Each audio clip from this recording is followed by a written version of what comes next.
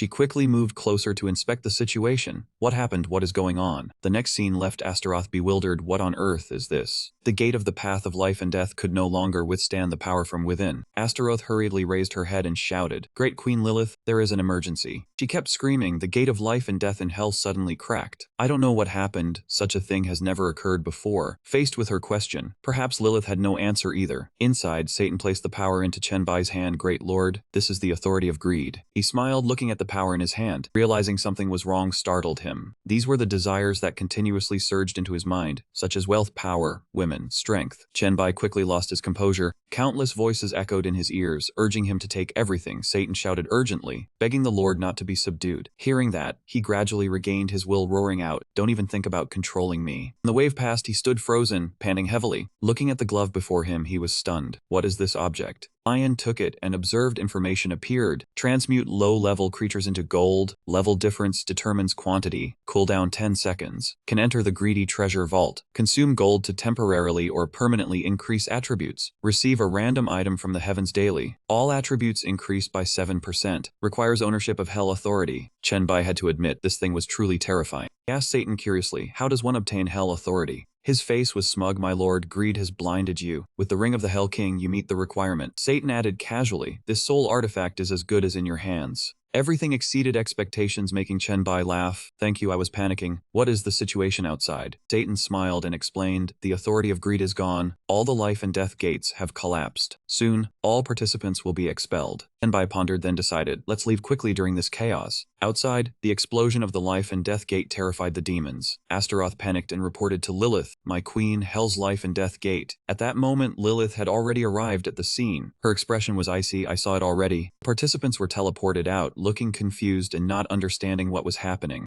Lilith coldly ordered silence. She tried to calm herself. The authority of greed. Her eyes could not hide her fury. It has been taken. The demon crowd was astonished. Who could take the authority of greed? Astaroth yelled, who took it? Lilith reminded from above, stop shouting Astaroth. Astaroth quickly bowed in apology. Lilith mused, hell is vast, there are many other gates. Her expression was grave. The number of people entering the life and death road is uncountable. Lilith observed that person is not in the Blood Moon City. After thinking, she declared, let's return to Feiyong Peak. With that, Lilith disappeared. Chen Bai quietly watched from a distance. Astaroth did not stay either, quickly leaving to follow. Calling the scene earlier, he found it puzzling. That Lilith stared at him for a full 5 seconds. She must have noticed something. What troubled him more? Why did she not make a move? Thinking of the contract with Meng, he couldn't help being surprised. One who promises, one who is indifferent. Lilith's expression at that time made him ponder. He sighed, one so powerful as to do whatever they wish. Their actions are hard for anyone to predict. His gaze sharpened. It seems there is no rush to hide, nor do I need to return to the abyss of resurrection. Chen Bai was deep in thought. Rika suddenly approached. In round 2 you have proven your strength. In round 3, your only opponent is me. She stared intently. What did you experience in the life and death road? What did you gain? Let us settle this. Chen Bai said coldly, consider you the winner. Let's go to the preliminary support ceremony.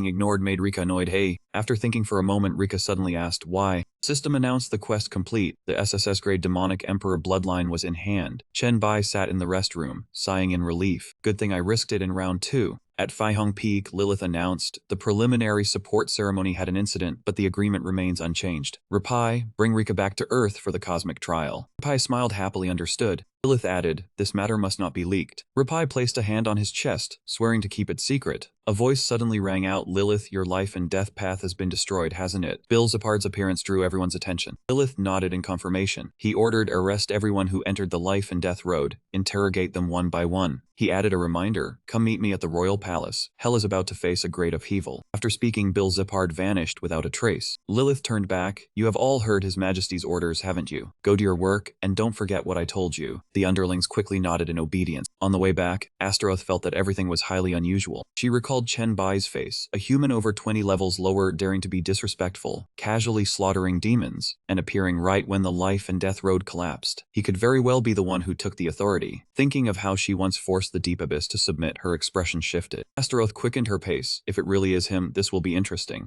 Standing before Chen Bai's room, she sensed the ring she had given him was inside. A smile curled on her lips. Come now, mysterious brat, you better. The door opened. The scene inside made her freeze. Astaroth's expression changed. Lin Yu. Chen Bai ignored her, stepping into a spatial gate. Astaroth was serious. That feeling was of the highest level. Astaroth had guessed somewhat, bearing the Demon King bloodline of Emperor rank. He stepped into a completely new space. He lamented that man came at such a bad time, the bloodline hasn't finished fusing yet. Chants echoing in his mind made Chen Bai uncomfortable. He tried to push aside the noise. When everything settled, he breathed a sigh of relief, finally done. Chen Bai recalled during the fusion his mind was full of noise, even more terrifying than the demon whispers from the shepherd's horn by tenfold. Suddenly remembering, he checked his items. This rank shepherd's horn permanently increases mental power by 1. He seemed to notice something unusual, but even the demon's whispers within him had completely vanished. Chen Bai immediately guessed that this was likely an effect of his demon bloodline. He opened the AQY bloodline interface, and information about the SSS rank AQY Emperor appeared. The primordial AQY came from the Abyss, the founder of Hell, possessing unimaginable power and might. Cooldowns for active skills and equipment skills reduced by 50%. Level up experience reduced by 50%. Demon contracts allowed breaking bindings, with each transaction granting bonus experience. Desire control used mental power to manipulate thoughts, with a greater difference yielding stronger effects. Devouring souls of creatures granted experience, with contracted demon souls being twice as effective. Resistance to all soul interference skills increased by 100%. After reading, Chen Bai chuckled. As expected, this demon child bloodline was a truly evil creature. After thinking for a moment, he decided to summon the egg in his hand. This was the Arank corrupted worm king pet egg he collected earlier, and he decided to use the abyss to transform it. With that, Chen Bai tossed the egg straight inside. With an expectant face, he planned to go check how much his strength had increased. The scene shifted to the 20th floor of the Abyss, where Roger, the Dark Sacrifice Lord, was inspecting the surroundings. Chen Bai observed him, saying, "You must know who I am, so make your move." He hurriedly bowed his head in greeting, "Great Lord." Roger commented seriously, "Your strength is enough to pierce through the entire Abyss, becoming an existence that holds power over this place." He remained kneeling on the ground. Roger naturally had to submit to you, not daring to offend. This action surprised Chen Bai greatly. He thought to himself, this one who proactively offered his soul mark knows the times. Otherwise, why else would he be a mage? He is more cunning than those who only know how to kill. As soon as he accepted the mark, the system announced that he had conquered floor 20 and gained supreme control, with all attributes increased by 20. Chen Bai asked Roger about floor 10, wondering if there was a demon city on floor 20. He assigned that task to him, promising a worthy reward if he did well. Hearing this, he nodded repeatedly, "Understood, Great Master." Very quickly, Chen Bai arrived at the 21st floor of the Abyss. His opponent this time was the fish demon lord named Faidu. He angrily shouted, "Fight." His strength could not be underestimated, and Chen Bai was forced to confront him. When he launched a fierce attack, Chen Bai immediately retreated to maintain a safe distance. Chen Bai wondered to himself, combining all his states, how could he still not overpower this man in terms of strength? It had been a while since he had a battle like this. He laughed heartily, nodding in approval indeed, but very soon after, Feidu was dealt with by him. He trembled on the ground, continuously cursing, "You used other tricks. That doesn't count." Before he could finish, Chen Bai interrupted, "Not counting as a warrior. Indeed, I don't really have that kind of principle. In other words, my only principle is..." He flashed flashed a triumphant smile victory. The system reminded him that he had conquered floor 21 and gained supreme control, with all attributes increased by 21. Time passed, and Chenbai conquered floor 22 as well. Floor 23 was no longer a challenge for him either. Suddenly he remembered something: the level gap was still too great. Continuing like this would not be beneficial. He told himself, that's enough for now, I still have something to do. Sometime later, Ragnaros appeared before him, saying, you are the human who has passed the trials of the abyss. Chenbai had reached floor 194 of the abyss. Ragnaros stepped forward, saying, now I must call you Lord. He stared at the demon before him, Ragnaros, the flame demon king of Bala. He recalled past memories from clearing the trials. Even though he had once defeated Hartley on floor 153, he still died at his hands over 10 times. This forced him to admit, now that he met his true form, the oppressive feeling was indeed very strong. He suddenly spoke, honored flame demon king, I wish to ask you for an item. Ragnaros quickly responded, Lord, if your request is excessive, then even inviting a true god won't get you anything. Furthermore, all transactions require a fair price. Chenbai smiled, I need a flame core. What is your request? He directly declared, I have no shortage of flame cores here. What I want is... Ragnaros stared intently at him, a flame insect. Ragnaros continued, saying, across the myriad worlds, many types of flames exist. The flame of the abyss is merely one type. He sighed softly, saying, over the years, this flame is powerful, but I have grown somewhat weary of it. He proposed, bring me some special flame seeds, and my flame's core will be at your disposal. As soon as he finished speaking, Ragnaros conjured a soul crystal. He looked at Chenbai. If the Lord needs help, I and my subordinates will lend our strength. This is my down payment. He took it without hesitation. Suddenly Ragnaros warned, I hope the Lord does not make any changes to the quaking sea. Chenbai chuckled and glanced at him, saying, it seems you already know about my construction of a demon city on the 10th floor. He reassured him, don't worry, the quaking sea will never change, forever remaining the territory of Ragnaros Vima. This is the promise of the Abyss Lord. He was satisfied, saying, if that's the case, I look forward to you coming again with the purpose of conquest. I eagerly await a true battle with you. Chenbai nodded gently, I look forward to it as well. On floor 437 at the palace of the succubus queen, Mecanthus, had been waiting for Chenbai for a while, saying, Lord, long time no see. She nodded in approval, saying, your aura has become even more powerful and alluring. He slowly walked in, saying, Mecanthus, the demon city on floor 10 is almost finished. He smiled and asked, when do you plan to build the Church of Revelry, the Cathedral of Suffering, and the Little House of the Succubus? She replied without hesitation, of course, the sooner the better. Mecanthus turned to give orders, you two, follow the previous instructions, go build the church and the little house. The two subordinates nodded and obeyed. Seeing them leave, Chenbai asked in surprise, aren't you going to go see it yourself? She blushed and looked at him, if I go to your city, I'm afraid all the residents will die from blood loss. They cannot withstand the allure of looking directly at my body. Her smile turned ambiguous. It has been so long, don't you miss me? Mecanthus slowly extended her hand towards Chenbai, saying, I am curious to know how much your strength has matured. She was about to caress him when he intercepted her hand. He asked a question, before I discipline you, I have a question, do you know Lilith? Hearing that name, Mecanthus became annoyed. Lilith, where did you meet her? Chenbai calmly explained, I took a trip to hell. After some time, I finally understood the story. So that's it, Lilith has been missing for a long time. Some even suspect she fell in some unknown divine war. Her expression turned pensive, so she secretly ran off to pledge allegiance to hell. Mecanthus recounted what she knew. Lilith is a new god born 10,000 years ago, inheriting the blood moon, fresh blood, and some life-related powers. She remarked, because her bloodline bathed and sacrificed with fresh blood, she was hated by countless orthodox true gods. Hearing this, Chenbai chuckled, saying, this is somewhat interesting, a new god sneaking down to hell to develop. After losing Sedan's rule, hell has indeed become chaotic. Mecanthus looked at him with expectant eyes. Lord, now that the questions are done, the time for conversation should also end. She didn't want to wait any longer. I am very curious. I truly want to know the extent of your current strength. Chenbai nodded in understanding. If you are so eager, let you feel my new power, and you will feel your very soul tremble in awe. Her face flushed. Demon bloodline, I knew the Lord wouldn't come to hell for nothing. You always know how to surprise people. Shortly after, the system announced a special S-grade equipment piece named Infernal Flame Dance, wings condensed from hellfire, possessing unparalleled power, allowing the user to conquer both the sky and the flames. The required materials included 100 phoenix feathers and 1 flame core, and he placed all he had collected on the ground. Chenbai checked everything once more. The immortal bird feathers and the core flame, nothing was missing. Looking at the flame burning in his hand, he hesitated no longer and immediately tossed everything forward. The very next moment, Chenbai's expression shifted. This was the wing-type equipment. Infernal Flame Dance had appeared on him. All attributes increased by 20% plus an additional 168, and base agility increased by by 80%. While flying, speed was multiplied by 1.5 times, lasting 5 minutes with a 1-hour cooldown. It possessed the ability to revive within flames, absorbing flame power to recover wounds and increase attributes. The skill Blazing Flame Dance fired a single flame arrow, its power based on mental strength, firing once per second, consuming 3,000 points. Chen Bai was slightly surprised it was completed this fast, and it wasn't in wing form. He thought for a moment, then decided to equip it immediately. The item quickly merged into his body. Turning his head to look behind, he was a bit confused, wondering why he couldn't see any wings. Seeming to realize something, he observed from a distance and discovered a strange mark had appeared on his back. He finally understood the wings had transformed into a tattoo clinging to his back. He couldn't wait any longer. Chen Bai clenched his fist, testing the effect. The wings he crafted were indeed very good. Within just a few short seconds, he shot up into the sky. The moment Chen Bai left, Leng Shuang's group sensed something unusual. Leng Shuang hurried to report to the emergency arm team, but her expression suddenly changed. The aura here was extremely familiar. Zi Qiang laughed and reminded her, even with slight differences, it was certainly Chen Bai. He immediately ordered the emergency arm team to turn back. Leng Shuang obediently complied. On this side, testing the new wings left Chen Bai very satisfied. He absorbed the flames back as if nothing had happened. Zi Qiang's familiar voice sounded in his ear. Chen Bai, you have returned.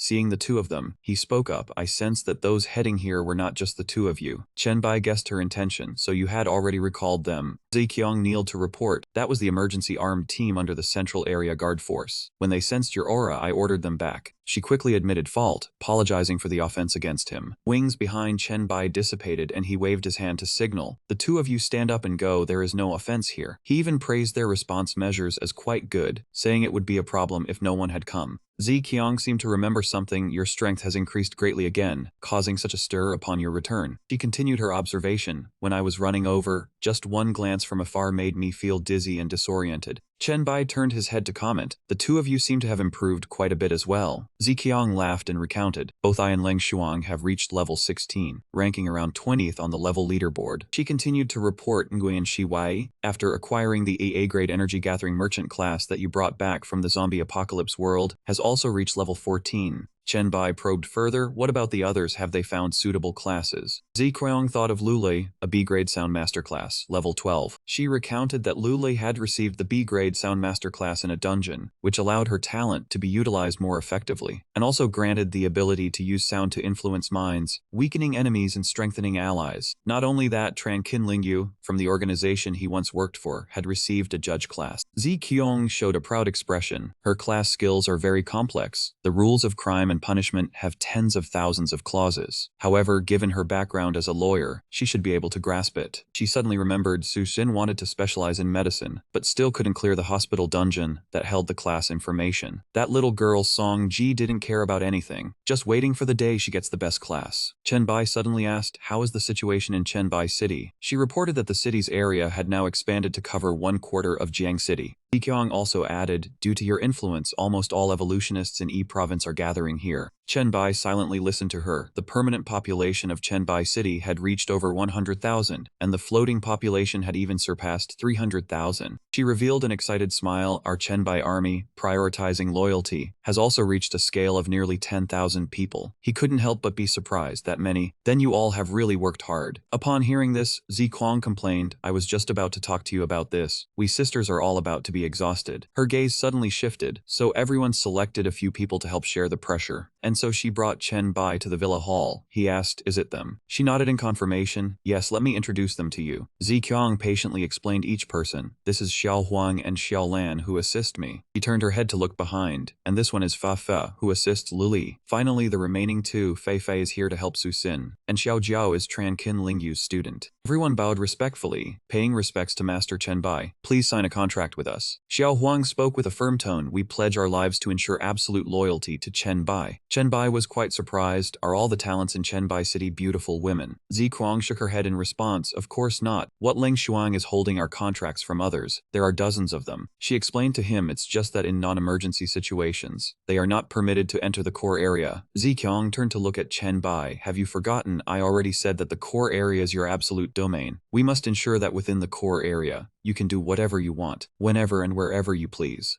She approached him. What do you want to do now? Chen Bai immediately decided to bring up all the contracts first and leave other matters for later. Remembering something, he suddenly spoke. I can sense you have always been somewhat hurried. Is there some difficulty on the Chenbai city side? She had to praise him. You have always been so perceptive. Zi Qiang continued. Previously we discovered the power supply station dungeon, but encountered difficulties when conquering it, unable to capture the power station. As a result, our production of equipment and medicine would become very slow. And that's not all. The artificial intelligence Sandy also couldn't function properly. Seeing this situation, Chen Bai turned to probe. What kind of trouble is it? Her expression turned serious. The power station is occupied by a group of extremely bizarre monsters. They attack crazily upon approach. Even the strongest, Leng Shuang, was severely injured there. We could hardly get close, let alone enter the dungeon. After listening, he fell silent, thinking for a long time. Inside the room, Chen Bai announced that the Storm Dragon Guinness would be given to Leng Shuang to use, and the pet egg of the rotting Abyssal Worm King. Anyone who liked it could take it. Ziqiang happily hugged the egg in her hands. This pet egg is mine, I quite like it. He chuckled and glanced at her. You must have read the guide for the Plague Sewer Dungeon. That Plague Worm King is absolutely hideous. She didn't care about its appearance, but it is very strong and moreover, it shares some similarities with your abilities. Ziqiang's eyes held hope. Taking it out will definitely shock the entire city. Chen Bai had to nod in agreement. You are truly a pragmatist. She glanced at the weapon in Leng Shuang's hand. That spear is also a divine artifact, isn't it? Ziqiang continued to instruct Leng Shuang. Chen Bai has invested so much effort in nurturing you. Don't let him down. Hearing this, she obediently nodded yes. Leng Shuang kneeled before Chen Bai. Chen Bai, Leng Shuang is willing to dedicate everything to be loyal to you.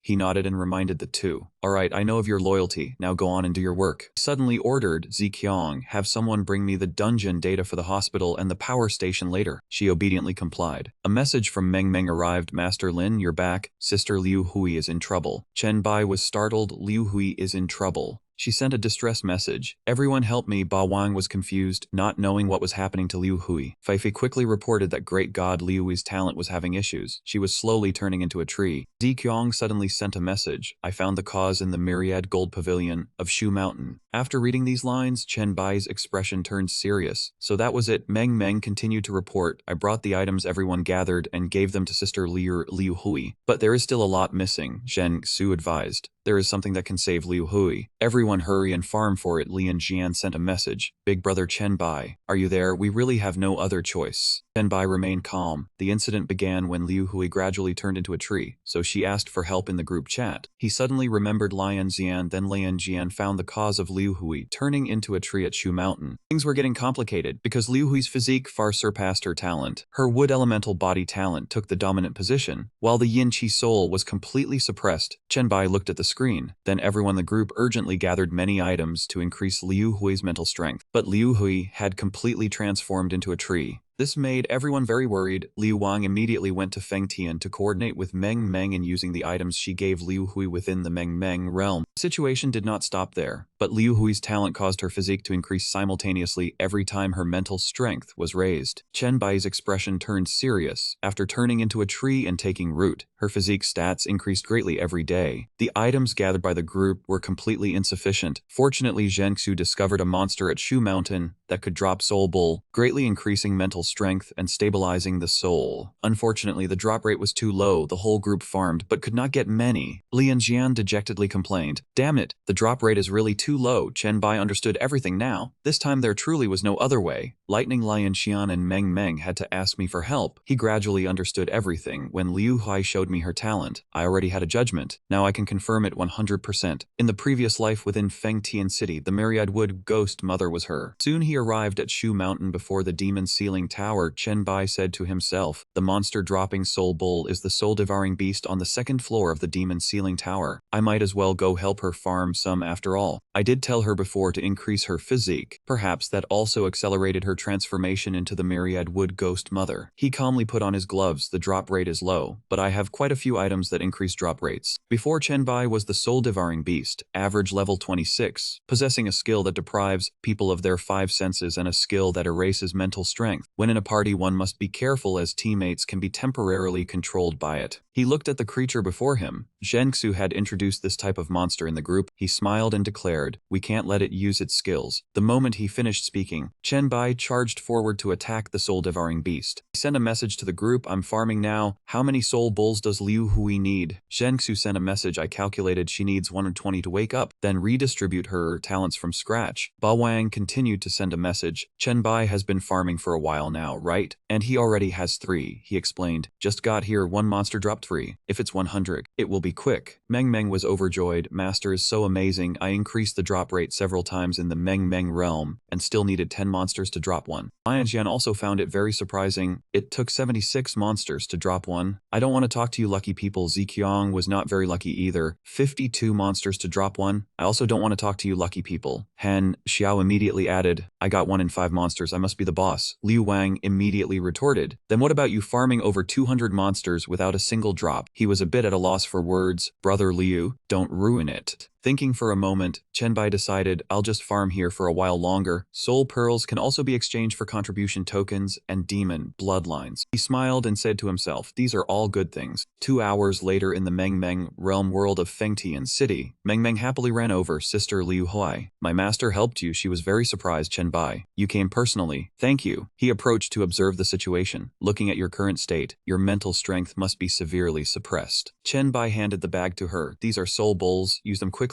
Any moment now you won't even be able to enter the Meng Meng realm world. Right after absorbing the soul bowls, Liu Hui's entire body suddenly stalled. I feel like I can awaken now, Chen Bai. He nodded and reminded her, hurry back and redistribute your attributes. Just make sure mental strength and physique reach a balance. Meng Meng suddenly approached him. Hey, master, quickly look at the level ranking. She recounted, I just went into the group to tell everyone to rest easy, but they are all discussing something else. Ziqiang sent a message, everyone look, the number 1 spot is no longer Chen Bai, rank 1 is now Rika. Level 25 class Blood Red War Maiden Dragon Country faction. Rank 2 is Chen Bai. Ding Ding was extremely surprised. Hey, this surname is really rare, Lian Xian also added. I've never seen it before, where did this person come from? Not only that, the screen showed rank 6 with the name, Anthony level 17 class Drift Transformation, Tang Tower Nation faction. Everyone continued to discuss, this kid's class changed. That's right, I remember it was always Mystic Transformer before. I'll say it straight, as concise and decisive as possible, this Drift Transformation is nowhere as cool as Mystic Transformer. Chen Bai suddenly felt surprised. He didn't change class, but his class changed. Interesting. On the way back, he received a new message. Han Xiao kept sending messages, Chen Bai. Do you know who took your number 1 spot on the ranking? I feel like they look a bit familiar. He replied, you idiot, that's your little sister. He was startled. Chen Bai, why are you cursing at me? Chen Bai repeated once more, what I'm saying is, how can you be so stupid that you don't even recognize your own sister's name? After reading this message, his expression suddenly changed. That's right, so after my sister was sent to the underworld she became Rika. She came back from the underworld. Liu happily placed her hand on her chest. Thank you, Chen Bai. I have now recovered my balanced attributes. She walked toward Chen Bai. Everything you and everyone else did for me, I will remember in my heart. He nodded in response. Liu Hui, based on your talent, you should have noticed when the imbalance started. So why did it develop into that state earlier? She revealed a sad smile. Not long ago, Fengtian City experienced a massive beast tide. At that time, Liu Hui could not just stand by and watch. To protect everyone, I had no choice but to raise my physique. She sighed softly. Unfortunately, the people were too scattered and my strength was insufficient, so I couldn't protect that many people. After that beast tide, the evolved humans of Fengtian City, I'm afraid not many are left. That time, Liu Hu blamed herself for being too weak, only able to watch everyone die before her eyes. Back to the present, she voiced her thoughts after going through that crisis. I want to rebuild Fengtian City, and even gather everyone together. If we ever face danger, we can deal with it together. Chen Bai nodded in response to her words. If you want to rebuild, then do it. Now at this time, building a city is actually a good choice. He continued to inform, you can discuss with everyone in the group to have them help you watch over the city building. Chen Bai City can also help with construction and provide more people. Hearing this, Liu Hui was deeply moved. Then I truly thank you. Let me go ask if anyone is interested in building the city. Sometime later, Chen Bai returned to the warehouse space. Before him was the S-rank Chaos Great Demon Bloodline, Demon Clan, powerful creatures that grow through their own efforts. Mutations possess various abilities. Due to the special method of condensing the inner core, this type of demon bloodline ultimately appeared with unknown consequences and a certain probability of causing known effects. He asked in confusion, S-rank, the harvest from this demon ceiling tower is not bad. He silently looked at the information before him. Unknown consequences. Thinking for a moment, Chen Bai decided to use the Mystic Eye. He seriously probed this chaos. Great demon bloodline information appeared. The inner core has a 10% chance to awaken the soul-devouring beast Great Demon Bloodline, a 7 in 5 chance to awaken the Crane Tiger Great Demon Bloodline, a 7 in 2 chance to awaken the Starhound Great Demon Bloodline, and a 5 in 4 chance to awaken the Iron Crane Great Demon Bloodline. Not only that, the awakening rate for the 3 Serpent Great Demon Bloodline is 0.1, the Kunpeng Bloodline is 0.1, the Chaos Bloodline is 0.1, gene degeneration is 25%. Chen Bai found it unbelievable. The awakening rate for Divine Beast Bloodlines is that low. He seemed to realize something, but this gene degeneration is basically a death sentence. He decided to return to the Central Villa District in Jiang City. As he walked, Chen Bai focused his thoughts. A 1 in 4 probability is not low, yet there is this kind of negative consequence. It would be unrealistic for me to farm a lot of these for the citizens of Chen Bai City to use. Old Zhao approached and reported, "Hello, this is the information about the power station and hospital dungeon that the Vice City Lord requested me to deliver." The secretary nodded in response. "Alright, I will quickly deliver it to Chen Bai." Suddenly Chen Bai walked over. "Just hand it directly to me." He happily turned his head to look at Chen Bai. "Finally I get to meet you." He nodded in confirmation. "Indeed, it has been a long time." He seemed to remember something. "I remember before the apocalypse, you were one of the people following Zeqiang." Approached and asked Zeqiang, "You Old Zhao right now, what is your strength?" Old Zhao was extremely delighted. "You still remember me. I have become a beast-type gene warrior from Company X, specifically a mutated tiger. Our team has an average level of 13, and it was Captain Ling Xuang who personally led the team." Chen Bai nodded in understanding. "Go on. Chen Bai City relies on people like you to maintain it. I will not let everyone suffer losses." He also noticed something. "Chen Bai, the thing in your hand, can you tell me what it is?" Old Zhao's expression turned serious. "From the start I felt a familiar aura." Chen Bai was very surprised. "You find this familiar?" He thought to himself, "How is that possible? This thing, could it be that the inner core mutated into a part of the Black Tiger Great Demon and resonated with his class?" Thinking of this, he nodded in agreement. "Then go ahead and take a look." Looking at the information on the inner core in his hand, Old Zhao's expression suddenly changed. "An S-rank bloodline item and inner core. Is this what you prepared for the Vice City Lord and the others?" He smiled and recounted, "Actually, initially I planned to give this to the warriors of Chen Bai City. I have a relatively stable method to obtain it, but there are still some issues with this method." While Old Zhao was still dumbfounded, he explained further, "After swallowing this thing, there is a 75% chance to receive a random S-rank Great Demon Bloodline." His expression turned serious. "However, there is also a 25% chance of gene degeneration and death, so this method is not suitable for everyone to use." Old Zhao said resolutely, "No, Chen Bai, you are still too kind. This is an S-rank bloodline." He voiced his thoughts. "Moreover, the failure rate is only 25%, not even half. I believe everyone would be willing to accept the risk." Remembering something, he smiled and scratched his head. "I mean everyone except experts like you and the Vice City Lord." Old Zhao continued to explain, "For example, if I were to get this thing, I would not hesitate and would definitely use it." Chen Bai turned his head to look at him. "Old Zhao, you just said you feel a familiar sensation with this inner core." He nodded in confirmation. "That's right, it is that familiar feeling this inner core brings." He chuckled and gave the order. He now went to find people. Needed 2 gene warriors of the beast type. The mutated beast form could be arbitrary. 3 gene warriors who did not possess beast forms, and 3 evolved humans who were not gene warriors. Although he was a bit curious, Old Zhao still nodded in agreement. Understood. A moment later, a group of people appeared before Chen Bai's eyes. He took out the inner core and asked, "Does anyone feel a sense of familiarity or any other sensation from this thing?" Everyone spoke up in surprise. "I have a very familiar feeling. I feel it too." He turned his head to look at Old Zhao. The others had no reaction. It seemed the 2 of them were both. He nodded in confirmation. Both were beast-type gene warriors. Chen Bai suddenly found it interesting. Perhaps he could really find a beast-type gene warrior to try it on. Old Zhao smiled and placed his hand on his chest. "If you want to find someone to test it on, then Chen Bai. Choose me. Don't mention the 25% failure rate. Even if it were 80% or 90%, I would still be willing." A short while later, little Huang hurriedly ran over. "Chen Bai, Sister Z, Sister Su Xin has arrived." She announced to everyone. Now all the healing methods that could be brought were complete, including 56 types of medicine, 14 types of evolved humans with healing talents, and 1 type of medical equipment. She added, 9 types of healing and recovery items as well as myself all are in position. Old Zhao was somewhat surprised and turned to look at Chen Bai, from the Vice City Lord on down, you all didn't need to prepare so much for me. He shook his head in response, no matter what, you dared to risk your life for me. Said in a resolute tone, then I will absolutely do my utmost to protect you. Hearing this, he nodded in response, swearing eternal loyalty to Chen Bai. Without any hesitation, he put the inner core into his mouth. An unusual sensation from his body startled him. Next second, his entire body began to undergo mutation. Everyone watched in silence. Old Zhao's expression grew worse and worse. Chen Bai turned his head and asked Su Xin, how is it? She immediately reported he seems to be in a lot of pain, but so far there are no signs of gene degradation.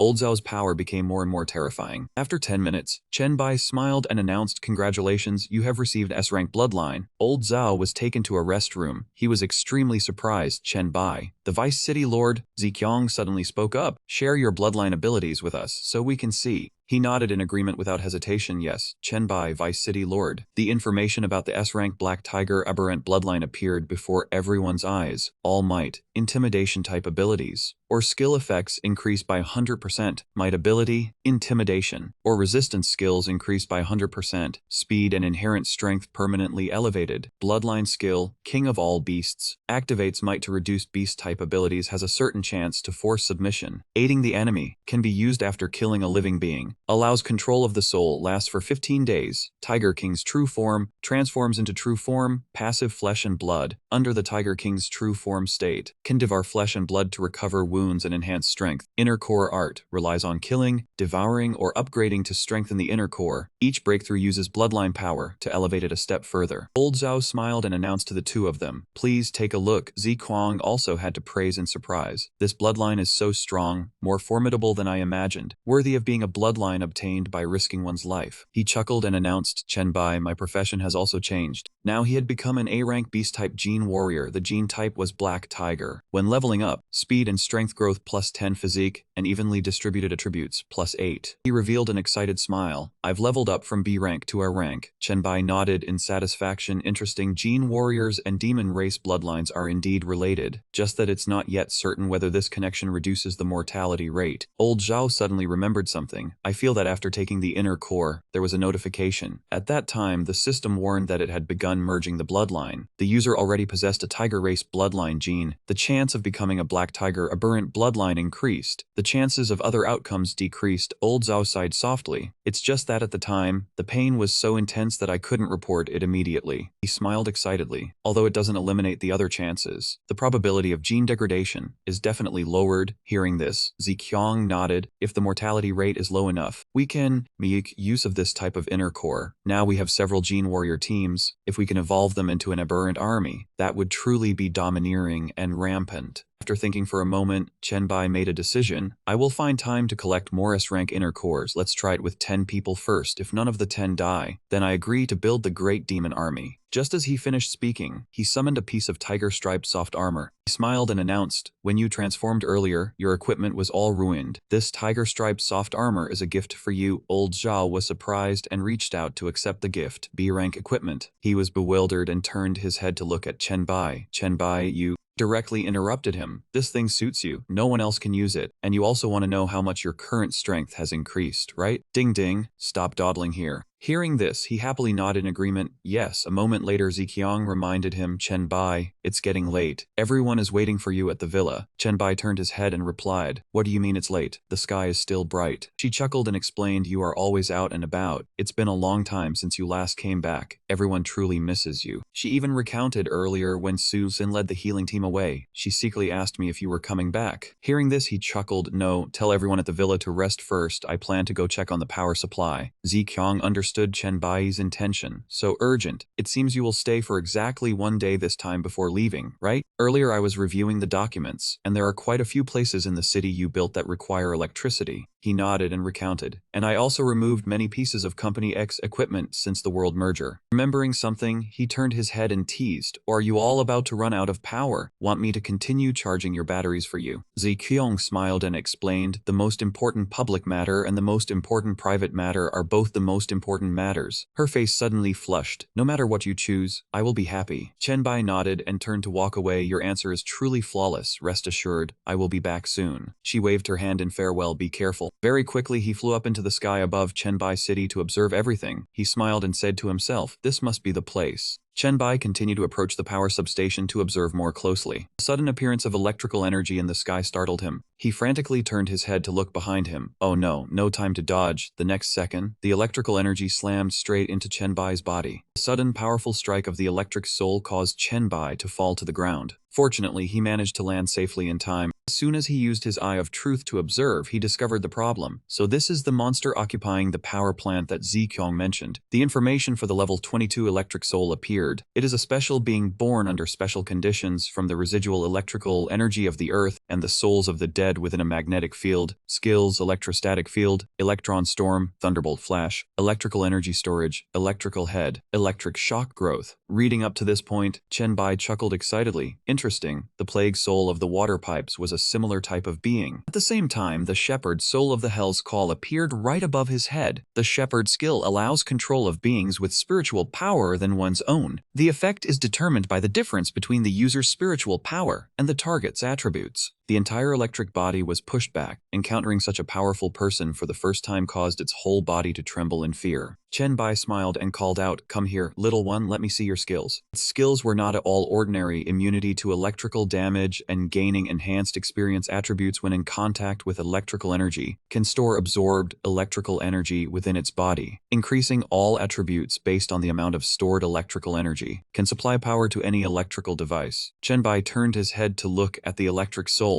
This little guy is almost a portable, smart power transformer. After thinking for a moment, he praised again a high-capacity battery. Hearing him say that, it seemed a bit dazed, not understanding what was going on. Chenbai approached the electric soul and suggested, "Take me to the place where you were born." It obediently complied. And so, the electric soul led him to large factory building number 16. He curiously tilted his head to look at the space around him. "It's right here," it nodded in confirmation. Wasting no time, Chenbai proceeded deeper inside. The system displayed information: chaotic electric currents within the level 25 power plant, nightmare level dungeon. This is the oldest power plant in Jiangchang. About to be abandoned, however, with the appearance of the cosmic will, this plant seems to have formed a special connection with some multidimensional space. Do you wish to enter the dungeon? He silently stared at the system's screen for a long time. Immediately after, he smiled and made his decision: yes. The system notification changed upon entering the electrostatic area. Agility decreased by 15%. There is a 1% chance per second of falling into an electrocuted state, increasing by 1% every minute. While in the electrocuted state, all attributes are reduced by 40% and a random paralysis effect lasts for 5 seconds. Chenbai proceeded deeper inside without hesitation to observe. Demon King Bloodline effect was activated, and his perfect physique reduced all negative effects in the electrostatic field by 95%. He chuckled as he looked at the system screen. Resisting 95% was almost the same as not resisting at all. Suddenly remembering something, he wondered if Lianjian with the talent of the Son of Thunder came here, would he get a boost? As if noticing something unusual, Chenbai's expression suddenly changed. He realized the electric elements floating all around him. The system analyzed small electric elements level 19 belonging to low-level life forms. They possessed high burst speed, decent mental strength but extremely weak physique, and poor mental resistance. Their skills included lightning burst, thunderbolt, and elemental body. Chenbai suddenly felt surprised. Their mental resistance was not high. Seizing this weakness, he decided to attack with his mental strength. With a single strike, all the small electric elements were immediately knocked backward. Witnessing that scene, he had to nod in acknowledgement. Indeed quite weak. The small electric elements fell to the ground, making strange popping sounds. Chenbai was curious what would drop this time. He picked up a sphere to examine it. It was a small electric core, a special material used as a power source for all systems. Now he understood, so this was the way to solve the electricity problem. But this sphere, how was he supposed to connect it to electrical devices? Feeling a bit of a headache, Chenbai sighed softly. Forget it. He would pick up some first and bring them back to Chenbai City for testing later. After a while, he had to face large electric elements and electric elemental spirits. Chenbai also obtained large electric cores. He wondered the monsters in this dungeon were really monotonous. Could the boss be a large electric elemental spirit? Strange noises caught his attention. When Chenbai turned his head to look behind him, the power plant had suddenly started operating.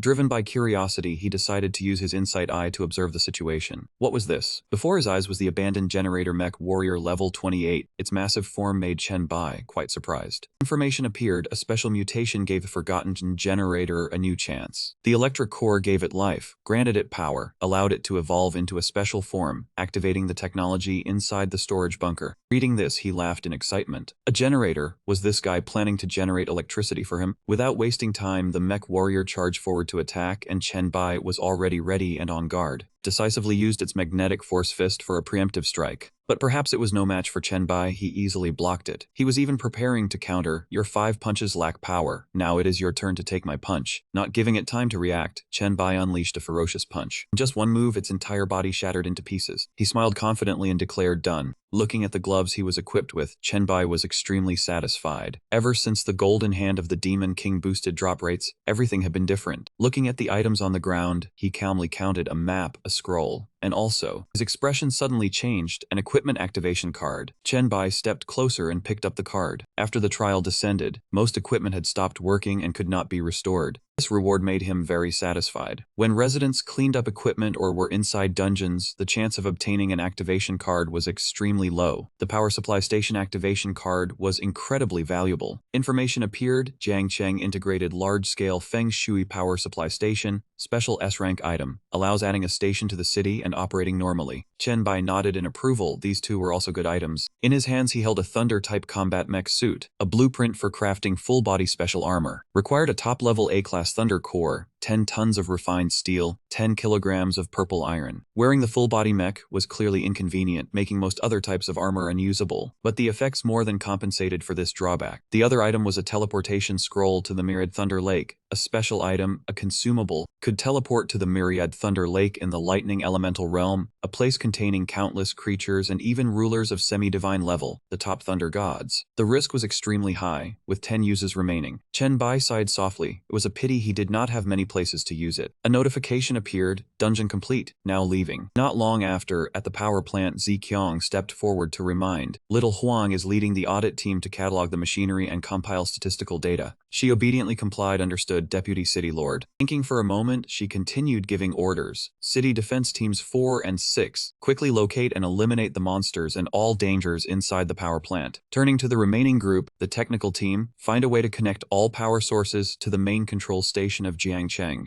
After assigning the task, Zi Kuang waved her hand. All of you head out. Everyone quickly get to your duties. At that moment, Chen Bai walked over and praised. That was very fast. She said in a calm tone, if she had known you could take it so easily, I would have gathered the people earlier. Sure enough, the notice that the power supply station was merged into Chen Bai City arrived very quickly. Zi Kuang suddenly became thoughtful, wondering if after the sun set today Chen Bai City could light up as before. Chen Bai gently reassured her, just trust that they will complete the task to the best and fastest of their ability. Trust in your own judgment in choosing people, just as I trust that you can completely turn Chen Bai into the best city. As soon as he finished speaking, he stepped forward and pulled her into an embrace. Come on, let me take you out for a bit of fun. She smiled happily. Okay. The scene shifted to the entrance of Jiang Chengzu. Chen Bai and Zi Qiang appeared there. She looked around in surprise. Is this the Jiang Chengzu? We have not explored this area thoroughly yet. Suddenly, zombies appearing in this place startled her. Zi Qiang quickly entered a defensive state. There are still many zombies here. Chen Bai gently reassured her. Relax, these are just low-level plague virus creatures. He even said confidently, they would not dare do anything in front of me. The entire group of zombies suddenly knelt down. Seeing Chen Bai being so formidable, Zi Qiang could not help but find it hard to believe. Suddenly remembering something, she asked, why did you want to come to the zoo to play like this? Are there interesting mutated animals here? He smiled and pointed forward. Look. The next scene made her freeze. This is... Notification appeared. Enter the special large-scale dungeon chain Jiang Chengzu level 1079. This place has transformed into a completely different space. Zi Qiang could not believe her eyes. This is... Information about this place included Children's World level 1015, Horse Ranch level 1528, Monkey Mountain level 2232, Swamp level 2535, Fisherman Village level 4250, Deer Park level 5060, Fierce Beast Area level 3070, Vast Forest level 4060, Ant Nest level 70. She marveled, so many dungeons. It is clearly a treasure trove for our Jiang Cheng. Turning her head to look at Chen Bai, with a dungeon chain like this, Jiang Cheng's development would have a huge advantage. He gently reminded her, relax, I did not bring you here to conquer mediocre dungeons. I heard you like horses, you even had plans to build a horse ranch before the apocalypse happened. It is just that after considering the location and the business calculations, you gave up on the idea yourself. He turned his head and suggested, let us try our luck and see if we can get you a horse to play with. As a system notification appeared, do you want to enter the horse ranch dungeon level 1528, a normal dungeon? Zikyong hesitated slightly then nodded in agreement. Okay. Late in the evening, a dejected guy complained, so annoying, it is this dark, we can barely do anything at all. The group was gathered at the central plaza of the foothills area in Chenbai City. Another guy sighed softly, apart from the central area of Chenbai City, this world hardly has any light left. The sound of hooves suddenly echoed in the group's ears. They suddenly became bewildered. What is that sound? It sounds like someone riding a horse. Chenbai unexpectedly appeared before the group. Looks like everyone is quite troubled by the inconvenience of moving around at night. They were startled and surprised. Chenbai. Their expressions suddenly changed. Yes, Chenbai. There are currently too few people with the ability to see in the dark. Detecting threats with mental power and having combat ability at the same time. We do not dare go out at night. If we want to play cards to kill time, we have to go chop wood first. Chenbai turned his head and ordered Zikyong, call Luli and tell her. She smiled and nodded in agreement. Okay. Inside a room, Luli announced to everyone, dear residents of Chenbai City, Chenbai has successfully captured the Jiangcheng power supply station. He then instructed Little Huang to immediately connect the power source to Chenbai City. At present, all the work has been completed. She seriously announced starting from tonight, the electrical devices in Chenbai City will no longer be just for decoration. Street lights will turn on, indoor lights will turn on, and any appliance that needs electricity can be used. Lu Li suddenly became excited. Let us count down together and wait for the electricity to be provided back to Jiangcheng. As soon as she finished speaking, she began the countdown. 3. Time passed. Everyone in the city counted down together. 2. Chenbai revealed an anticipatory smile. 1. The final moment had arrived. The entire city of Jiangcheng had its power restored. The bright lights made the citizens extremely excited, finally having electricity again. System screen displayed a factual record of the event of Chenbai City getting its power back, posted by Xiao Zhen, a recorder of truth. She smiled and greeted everyone, confirming she had returned to Chenbai City to witness this historic moment. She felt moved, because since the apocalypse began, it had been a long time since she last saw such a brilliant display of lights. Xiao Zhen joyfully announced to her viewers that they would next witness the shocking moment when Chenbai City received its power supply. As soon as she finished speaking, the entire city lit up, comments exploded in a continuous stream. Everyone was amazed. Their own city still had to use torches, but here they were an era ahead. Strong individuals were not rare, but only Chenbai brought benefits to so many people. There was also an announcement that residents could purchase equipment at cost price. Looking at the flood of comments, Minister Fang had to admit that Chenbai City had led the world since the early morning after the apocalypse. He turned to call Fang Zhang, emphasizing that this post's popularity was 50 times higher than the second-ranked post, and probably every survivor in the world had seen it. Fang Zhang nodded in agreement. He saw the comments section full of envy. Some even compared Chenbai to a god of light, and reading one comment made him laugh with delight. At that moment, Fang Ning lightly tapped her younger brother on the head. She scolded him in annoyance, saying he had no skill of his own, yet was proud on someone else's behalf. Fang Zhang scratched his head in a daze and asked back. Fang Zhang loudly retorted that he was happy, because Chenbai never forgot his brothers in the group, and he excitedly showed the invitation to the second auction on the screen. Suddenly, Fang Zhang realized something was wrong. He read the invitation's contents in surprise, discovering that members of the God King group could only buy a maximum of 5 auction items. He awkwardly continued reading. Only items no one needed could be purchased without limits, causing him to despairingly hold his head and scream because of the restriction. Fang Ning sighed and brought up the past. Because at the last auction he had bought everything and caused trouble, Minister Fang also advised him to behave this time. 3 days later, at the second auction in group chat 001, Chenbai spoke up to announce that the rules would change and everyone would take the stage one by one. He smiled and explained that everyone could bring items to auction or request to buy items. Li and Jian immediately raised his hand and asked about the horse he rode in the video, wanting to buy one. Bao Wang reminded Lian Jian to sit down, asking if he really needed to use it. Lian Jian stepped forward to propose, saying he had never begged anyone before, but this time was different. His class needed a mount to increase power, and he begged Chenbai to sell him one. Chenbai explained that it was a mount card, not part of this auction. If he found one, he would post it in the group for everyone to buy with money. Both Bao Wang and Lian Jian happily agreed to wait for the news. Chenbai tossed 2 items towards Lian Jian, saying they were compensation for the motherboard he had exchanged last time. Lian Jian stared blankly at the 2 scrolls in his hands, realizing these were the the mecha blueprint and the 10,000 Thunder Finger scroll, he excitedly called Chen Bai his godfather. Ba Wang and Ziqiang were both curious to see. Lai and Shan smiled and promised to show everyone the attributes after the auction ended, urging everyone to return to their seats, because Chen Bai was about to start. Chen Bai saw that everyone was ready, so he declared the auction officially began. A surprising item appeared in his hand. Opening the auction was an S-rank Light Angel bloodline. Everyone was stunned by the valuable item, starting with something so shocking, they had never seen an auction like this. Chen Bai sighed and said that in Chen Bai City, just a dungeon and some benefits made people cheer. He heard so much praise it gave him a headache. Lian Xian smiled and said was what he deserved. Liu Hui also nodded in agreement. The whole world was envious of Chen Bai City. Ding Ding excitedly said that even though she was not in Chen Bai City, just meeting Chen Bai was enough to make her want to scream. Chen Bai smiled awkwardly, urging everyone to hurry up and bid. Wuya raised his hand wanting to buy the bloodline. Han Xiao commented that his talent and class were very compatible with it. Everyone agreed to let him have it. Wuya seriously looked at Chen Bai, inviting him to name a price. Chen Bai smiled and said he needed special props, gold coins and good equipment, because his equipment had not been upgraded in a long time. Wuya nodded, offering a price of 100,000 gold coins along with many props. The item information appeared, including a secret realm opening order and a dark priest's robe. The A-rank robe increased all attributes, could self-repair, attacked and defended with shadow tentacles, providing powerful effects on the battlefield. Chen Bai nodded, assessing the items as not bad, but wondered that these were all useful to him, asking Wu Ye if he had anything else. Turned to call Han Xiao to the stage, but suddenly received a message reporting 5 strangers appearing in the city causing illness, causing his expression to change. An urgent quest appeared, requiring him to deal with the plague cult of SSS rank. They were frantically searching for their destined god. Chen Bai was surprised, but quickly burst into an amused laugh. He had been waiting for the plague cult's messengers for a very long time. Ziqiang received a message from Leng Shuang, reassuring that as long as they did not get too close to the 5 strangers, they would be fine. They had no intention of harming anyone. Ziqiang smiled meaningfully, asking where they were. Leng Shuang reported that they had climbed halfway up the mountain and were about to enter the central area. Leng Shuang asked if they should send people to block them. Ziqiang shook her head, saying she had already informed Chen Bai before he returned. Ziqiang wore an excited smile, saying she would personally entertain these 5 special guests. A moment later, she appeared before the 5 people in green robes, asking what business they had in Chen Bai City. She carefully observed the group, demanding they explain their purpose. Bishop Blackstar Silence quickly took off his hat, saying they sensed the aura of the Child of Calamity. The blind Bishop Rickman spoke up to explain. They came to find the cult's finest class scroll. Bishop Leech Festus then spoke strange words, asserting she was not wrong. Bishop Plague Fall beamed with a radiant smile and declared they had found the great god. Romari breathed a sigh of relief, finally finding the one they needed. All 5 people in green robes suddenly knelt down in unison before Ziqiang. They spoke in reverent voices, calling her the true god, their most devout servants.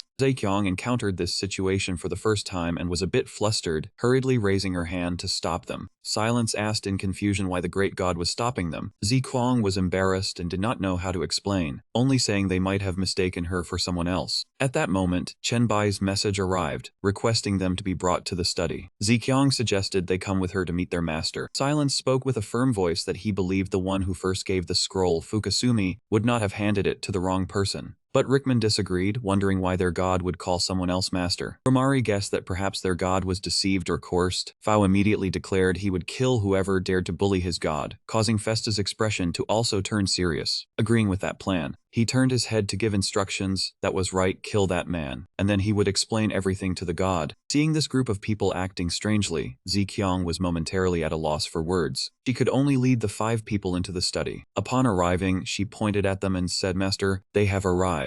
He sat to one side, nodding in praise, not expecting you all to arrive so quickly. It has only been 15 days. Sensing something unusual, Silence's expression changed. Was this the aura of plague authority? In his eyes, Chen Bai radiated immense pressure. All 5 of them immediately knelt down and respectfully said, "Great true God, your most loyal servants and devoted followers have longed day and night for your divine grace. After enduring countless hardships, we have finally been granted the honor of beholding your true visage." Merely standing before Chen Bai for a moment made Silence feel an indescribable pressure. He waved his hand, hearing that you all just paid respects to the wrong person. A level 80 Emperor class powerhouse, a level 70 saint, yet still able to make such a mistake. Recalling his earlier words, he grew even more fearful and hurriedly knelt to plead, "Great true God, your foolish followers would not dare to offend you. We only judged based on the aura of the profession. Please inflict punishment upon us." Chenbai nodded to reassure them. Your judgment was not wrong, for the best profession Fukusumi ever brought forth was indeed that child of calamity. Feng suddenly raised his head. "Great true God, merciful true God, your servant has a question. Why did you not choose that best child of calamity as your profession?" Chenbai gave a half smile. "The best?" He smiled and explained, "To be honest, I was quite disappointed because the Plague faction only offered an SS rank scroll. But fortunately, Fukusumi risked everything to open the secret realm, helping me obtain a better profession scroll. He said to everyone, I will forever be grateful and remember his contributions." Hearing this, Rickman was astonished. A better profession scroll, could it be? Chenbai began to condense power in his palm. "That is correct. I completed the secret realm using the Plague Life Core and the power of faith," he announced. "I have condensed an SSS rank profession." Rickman felt he could hardly believe it. This power is true Plague authority. Silence also spoke up. "Great true God." He smiled radiantly. Being able to devote his life to the god was Fukusumi's honor. "We truly admire and are grateful to Fukusumi for what he has contributed." Feng added, "We are ready to devote everything to you." These words pleased Chenbai greatly. "Not bad. Then I will prove to you all that your faith and sacrifice are all worthwhile." Silence's expression suddenly changed. "This power is so immense. Is this also authority?" Romari smiled radiantly. "Its aura seems even stronger than Plague authority." Chenbai continued to explain that this was the authority and power of the Abyss. Silence was extremely surprised, never expecting that he held the authority of the Abyss, something even the gods could barely touch. Chenbai displayed his power before everyone. Romari was stunned, her mouth agape. This was truly a divine miracle, for even the gods before ascending rarely possessed two types of authority, let alone authorities so vastly different. Bao smiled radiantly. "That is correct. Our god holds two of the highest tier authorities, absolutely a unique existence." Chenbai suddenly reminded everyone, "Now is not the time to be astonished. State clearly the purpose of your visit." He seemed to remember something. Fukusumi had said each person who came here could offer a treasure of the Plague cult. Silence smiled and replied, "Great true God, we sacrificed the Plague world to come here, precisely to assist and help you grow." He smiled and announced, "Moreover, the number of treasures we brought is not just 5, but..." He began to sum another space, a massive treasury of the Plague cult. Silence confidently said, "Equipment,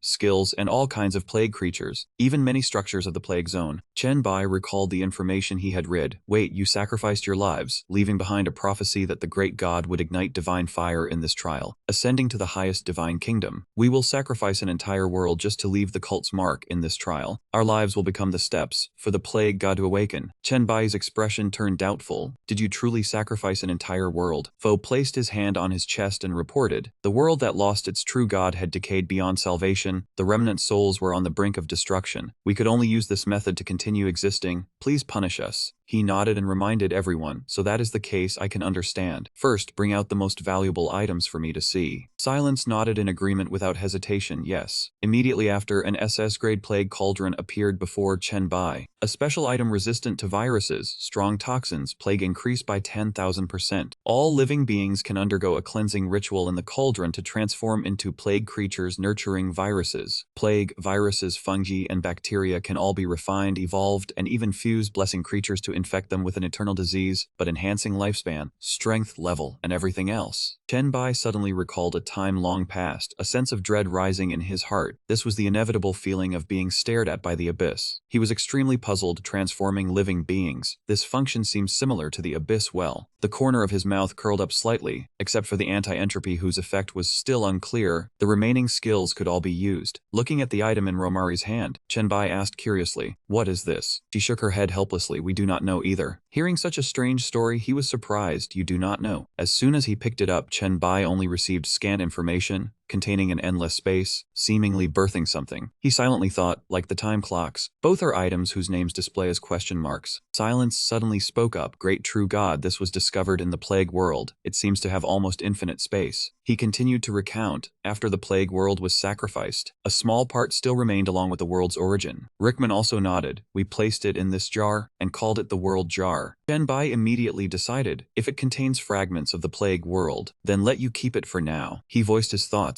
Everyone. Although the original world of the Plague cult was sacrificed, the number of plague creatures is related to my plague power and authority. Chenbai's gaze sharpened. I have always had a plan to transform a certain floor of the abyss into an exclusive plague dimension. Before everyone could react, he continued, the large cauldron, the world fragments, and the items in the treasury you brought can all greatly advance this plan. Rickman nodded in praise. The true god is indeed a great plan. Silence's expression turned serious. They say each floor of the abyss is a complete world, no smaller than the original plague world. Fall cheered joyfully, a new plague world created by the true god. Chenbai shook his head and explained, not just me, but all of you as well. Asked them, are you willing to help me create this new world? Silence knelt before him without hesitation. Everyone shouted in unison, willing to devote ourselves to the true god. A system notification appeared, stage quest of the plague cult completed, quest rewards received, legacy of the plague cult, next stage quest initiated. This quest was again an SSS grade plague cult. The reunion with the remaining members brought an opportunity to restore glory, exploring a world suitable for the growth of the plague, and continuing to enhance power and authority were the most important goals. The level of plague power held would affect the intensity of the second-class advancement for the plague creature profession. Quest goal to reach level 30. Complete the second-class advancement. Chenbai was full of anticipation. Come, I will take you to the abyss. As the spatial gate appeared, he announced he would choose a suitable abyssal floor to establish the new plague world. Everyone had moved to floor 552 of the abyss. Chenbai asked everyone, having seen over 500 floors, which one do you like the most?